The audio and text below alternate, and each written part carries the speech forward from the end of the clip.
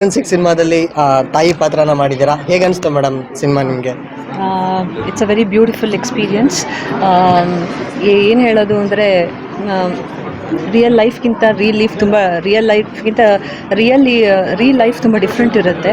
So ಹಾಗಾಗಿ ಒಂದು ತಾಯಿಗೆ ಏನೇನು ಮಕ್ಕಳಿಗೆ ಫೀಲ್ ಆಗಬೇಕು ಅನ್ನೋ ಒಂದು ಭಾವನೆಗಳಿರುತ್ತೆ. ಸೊ ಅದು ಎಲ್ಲ ನನಗೆ ಒಂದು ಫೀಲ್ ಮಾಡೋಕ್ಕೆ ಒಂದು ಅವಕಾಶ ಸಿಕ್ತು. ಸೊ ಈ ಕ್ಯಾರೆಕ್ಟ್ರ್ ಬಂದಾಗ ನಾನು ಧೈರ್ಯದಿಂದ ತೊಗೊಂಡೆ. ಯಾಕೆ ಅಂದರೆ ನಂದು ಫಸ್ಟ್ ಥಿಯೇಟ್ರ್ ವರ್ಕ್ಶಾಪ್ ಮಾಡಿದಾಗ ನಂದು ಫಸ್ಟ್ ಪ್ಲೇ ಆಲ್ಮೋಸ್ಟ್ ಈ ಕ್ಯಾರೆಕ್ಟರ್ಗೆ ಒಂದು ಸಾಕಷ್ಟು ಮ್ಯಾಚಿಂಗ್ ಇತ್ತು. ಸೊ ನನಗೆ ಒಂದು ಕಾನ್ಫಿಡೆನ್ಸ್ ಬಂದಿದ್ದು ಹೆಚ್ಚು ಪ್ರಿಪರೇಷನ್ ನನಗೆ ಅದೇ ಇತ್ತು. ಬಿಕಾಸ್ ಒಂದು ನಾಟಕ ಅಂತ ಮಾಡಿದಾಗ ನಾವು 1 ಮಂತ್ ಹತ್ತತ್ರ ರಿಹರ್ಸಲ್ಸ್ ಮಾಡ್ತೀವಿ. ಸೊ ಆಲ್ಮೋಸ್ಟ್ ಆ ಒಂದು ಕ್ಯಾರೆಕ್ಟರ್ದು ಒಂದು ಶೇಡ್ಸ್ ಇದೆ.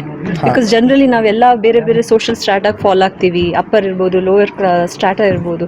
ಸೊ ಇಲ್ಲಿಗೆ ಬಂದಾಗ ತಾಯಿ ಪಾತ್ರ ತುಂಬ ಕಷ್ಟದಲ್ಲಿರ್ತಾರೆ, ಎಕನಾಮಿಕಲಿ ತುಂಬ ಕಷ್ಟ ಇರುತ್ತೆ, ಪ್ಲಸ್ ಮೆಡಿಕಲ್ ಎಕ್ಸ್ಪೆನ್ಸಸ್, ಏನೇ ಒಂದು ತಾಯಿಗೆ ಒಂದು ಚಾಲೆಂಜಸ್ ಏನಿರುತ್ತೆ ಅದೊಂದನ್ನು ನಾನು ಫೀಲ್ ಮಾಡಿದೆ, ಎಕ್ಸ್ಪೀರಿಯನ್ಸ್ ಮಾಡಿದೆ ಸರ್. ಈ ಸಿನಿಮಾದ ಮೂಲಕ ಓವರ್ ಆಲ್ ಮೆಸೇಜನ್ನು ಏನು ಮೆಸೇಜನ್ನು ಕೊಡಬೇಕು ಅಂತ ಇದ್ದೀರಾ ಸಮಾಜಕ್ಕೆ? ನಿಜ ಹೇಳಬೇಕು ಅಂದರೆ ಫಿಲಮ್ ನೋಡಿದಾಗ ತುಂಬಾ ದೊಡ್ಡದು ಒಂದು ಕನ್ವೆ ಆಗುತ್ತೆ. ಹೇಳಬೇಕು ಅಂದರೆ ನಾನು ರಿಯಲ್ ಲೈಫಲ್ಲಿ ನಾನು ಮೆಡಿಕಲ್ ಫೀಲ್ಡಲ್ಲಿಗೆ ಸೇರ್ತೀನಿ ಒಂದು ವೇಯಲ್ಲಿ. ಸೊ ನಾವು ಈ ಫಿಲಮಲ್ಲಿ ಏನು ತೋರಿಸಿದ್ವಿ ಜನ ಅನ್ಕೋತಾರೆ ಇದು ಜಸ್ಟ್ ಒಂದು ನೈಜದಿಂದ ತುಂಬ ದೂರ ಇರೋ ಒಂದು ಕತೆ ಇರ್ಬೋದು ಅಂತ. ಬಟ್ ಇವತ್ತಿಗೂ ಈ ಥರ ಒಂದು ಫಿಲಮಲ್ಲಿ ಏನು ಆಗಿದೆ ಒಂದು ನನ್ನ ಕ್ಯಾರೆಕ್ಟ್ರಿಗೆ ಈ ಥರ ಎಷ್ಟೋ ಒಂದು ಬಂದಿರೋ ಒಂದು ಪೇಷಂಟ್ಸ್ಗಳಿಗೆ ನಾನಾ ಥರದ್ದು ಒಂದು ಅನ್ಯಾಯಗಳು ನಡೆಯುತ್ತೆ. ಸೊ ಹಾಗಾಗಿ there is a strong message. ಯಾಕೆಂದರೆ ನಾವು ಯಾವುದೇ ಒಂದು ಸಮಾಜ ಕಟ್ಟಬೇಕಾದ್ರೆ ಮೆಡಿಕಲ್ ಎಜುಕೇಷನ್ ಅನ್ನೋದು ತುಂಬ ಒಂದು ಬೇಸು. ಹಾಗಾಗಿ ನಮಗೆ ಆ ಬೇಸಲ್ಲಿ ನಮಗೆ ಕಾಮನ್ ಪೀಪಲ್ಗೆ ಬಂದಾಗ ನಮಗೆ ಒಂದು ಕ್ಲಾರಿಟಿ ಇರಬೇಕು, ಅವ್ರಿಗೊಂದು ಹ್ಯುಮೇನ್ ಅಪ್ರೋಚ್ ಅನ್ನೋದಿರಬೇಕು. ಅದು ಇವತ್ತಿನ ನಮ್ಮ ದೇಶದಲ್ಲಿ ಸಾಕಷ್ಟು ಕಮ್ಮಿ ಆಗೋಗ್ಬಿಟ್ಟಿದೆ. ಯಾಕೆಂದರೆ ನಾನು ಆ ಫೀಲ್ಡಲ್ಲಿ ವರ್ಕ್ ಮಾಡಿ ಬಂದಿದ್ದವಳು. ಸೊ ಹಾಗಾಗಿ ಎಲ್ಲ ಮೆಡಿಕಲ್ ಫೀಲ್ಡಲ್ಲಿರೋರು, ಫಾರ್ಮಸ್ಯೂಟಿಕಲ್ ಫೀಲ್ಡ್ ಇರೋರು ಒಂದು ಹ್ಯೂಮನ್ ಅಪ್ರೋಚ್ ಇಟ್ಕೊಂಡು ಮೆಡಿಕಲ್ ಟ್ರೀಟ್ಮೆಂಟ್ ಪ್ರೋಟೋಕಾಲ್ಸ್ ಸ್ಟಾರ್ಟ್ ಮಾಡಲಿ ಅಂತ ನನ್ನೊಂದು ಮೆಸೇಜು. ನಮ್ಮ ತಂಡದಿಂದನೂ ನಾನು ಅದನ್ನೇ ಹೇಳೋಕ್ಕೆ ಇಷ್ಟಪಡ್ತೀನಿ. ಆ್ಯಕ್ಚುಲಿ ತುಂಬ ಮಹತ್ವದ ಪಾತ್ರವನ್ನು ಮಾಡಿದ್ದೀರಾ ಈ ಸಿನಿಮಾದಲ್ಲಿ. ಸೊ ಇದಕ್ಕಿಂತ ಮುಂಚೆ ಪ್ರಿಪ್ರೇಷನ್ ಹೇಗಿತ್ತು ಅಂತ ನಿಮ್ಮದು ಈ ಸಿನಿಮಾಕ್ಕೋಸ್ಕರ? ನಾನು ಹಿಂದೆ ಹೇಳಿದೆ. ಸೊ ನನಗೆ ಈ ಪಾತ್ರ ಬಂದಾಗ ಫಸ್ಟ್ ಆ್ಯಕ್ಚುಲಿ ಒಪ್ಕೊಂಡು ಆಮೇಲೆ ಬೇಡ ಅಂತ ಹೇಳಿಬಿಟ್ಟೆ ಆ್ಯಕ್ಚುಲಿ.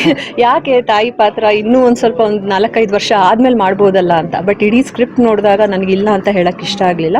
ನಾನು ಹೇಳ್ದಂಗೆ ನಾನು ಥಿಯೇಟ್ರ್ ವರ್ಕ್ಶಾಪಲ್ಲಿ ಮಾಡಿದಾಗ ಹೆಚ್ಚು ಕ್ಯಾರೆಕ್ಟರ್ಸ್ದು ಒಂದು ಗುಣಗಳು ಇಲ್ಲಿ ನನ್ನ ಕ್ಯಾರೆಕ್ಟರ್ದು ಏನಿದೆ ಅದೇ ಥರದ್ದು ನಾನು ಎಕ್ಸ್ಪೀರಿಯನ್ಸ್ ಮಾಡಿದ್ದೆ. ನಮ್ಮ ಥಿಯೇಟ್ರ್ ವರ್ಕ್ಶಾಪಲ್ಲಿ ನಾನು ಕಲ್ತಿದ್ದೆ. ಹಾಗಾಗಿ ನನಗೆ ಅಲ್ಲಿಂದ ನಾನು ಬಾರೋ ಮಾಡಿಕೊಂಡೆ. ನಾನು ಏನು ಥಿಯೇಟ್ರ್ ವರ್ಕ್ಶಾಪಲ್ಲಿ ಮಾಡಿದೆ ಇಲ್ಲಿಗೆ ಜಸ್ಟ್ ಶಿಫ್ಟ್ ಮಾಡಿಕೊಂಡೆ. ಬೇರೆ ಎನ್ವೈರ್ಮೆಂಟು, ಅದು ಸ್ಟೇಜ್ ಅಲ್ಲ, ಇದೊಂದು ಆನ್ ಸ್ಕ್ರೀನಲ್ಲಿ ಒಂದು ಎಕ್ಸ್ಪೀರಿಯನ್ಸ್ ಇತ್ತು. ಪ್ಲಸ್ ನನಗೆ ನ್ಯೂಯಾನ್ಸಸ್ ತೊಗೋಬೇಕು ಕ್ಯಾರೆಕ್ಟರ್ಸ್ ಅಂದಾಗ ಅಸಿಸ್ಟೆಂಟ್ ಡೈರೆಕ್ಟರ್ ದರ್ಶನು ನಮಗೆ ಅಲ್ಲಲ್ಲೇ ನನಗೆ ಒಂದು ಡೈರೆಕ್ಷನ್ಸ್ ಅಂದರೆ ನಿಜವಾಗ್ಲೂ ಡೈರೆಕ್ಷನ್ ಕೊಟ್ಟಿದ್ದಾರೆ. ಹಾಗಾಗಿ ನನಗೆ ಅದೊಂದನ್ನು ಈಸಿಯಾಗಿ ಪಿಕ್ ಮಾಡೋಕ್ಕಾಯಿತು. ನಾಳೆ ಸಿನಿಮಾ ರಿಲೀಸ್ ಆಗ್ತಾ ಇದೆ, ಏನು ಎಕ್ಸ್ಪೆಕ್ಟ್ ಮಾಡ್ತಿದ್ದೀರಾ? ನಾನೇನು ಹೇಳೋದು, ಆ್ಯಕ್ಚುಲಿ ಕನ್ನಡ ಫಿಲಮ್ಗೆ ಜನ ಥಿಯೇಟ್ರಿಗೆ ಬಂದು ನೋಡ್ತಾ ಇಲ್ಲ, OTTಗೆ ವೆಯ್ಟ್ ಮಾಡ್ತಾರೆ. ಇದು ಪ್ರತಿಯೊಂದು ಆರ್ಟಿಸ್ಟ್ ಇವಾಗ ಹೇಳ್ತಾ ಇರೋಂಥದ್ದು. ಸೊ ನಾನು ಕೇಳ್ಕೊತಾ ಇರೋದು ಒಂದು ಡಿಫ್ರೆಂಟ್ ಕಾನ್ಸೆಪ್ಟು. ಪ್ಲಸ್ ಯಾಕೆಂದರೆ ರಚನಾ ಇಂದರು ನಮ್ಮ ಈ ಫಿಲಮ್ದು ಹೀರೋ ಅಂತ ಹೇಳ್ಬೋದು. ಅಫ್ಕೋರ್ಸ್ ನಾವೆಲ್ಲ ಸಪೋರ್ಟಿಂಗ್ ಕ್ಯಾರೆಕ್ಟರ್ಸ್ ಇದ್ದೀವಿ. ಇದುವರೆಗೆ ಅವ್ರ ಹಿಂದೆ ಮಾಡಿಲ್ಲ. She has played a very different roll. Also ನಾವೇನು ಹೇಳ್ತಾ ಇರೋದು ಅಂದರೆ ಬನ್ನಿ, ಈ ಥರ ಒಂದು ಮೂವೀಸ್ಗೆ ನಾವು ಎನ್ಕರೇಜ್ ಮಾಡಿದ್ರೆ ಹೊಸ ಪ್ರೊಡಕ್ಷನ್ ಹೌಸಸ್ಗಳು ಬರ್ತಾರೆ, ಹೊಸ ಮೂವೀಸ್ ಮಾಡ್ಬೋದು. Thank you ma'am, thank you so much.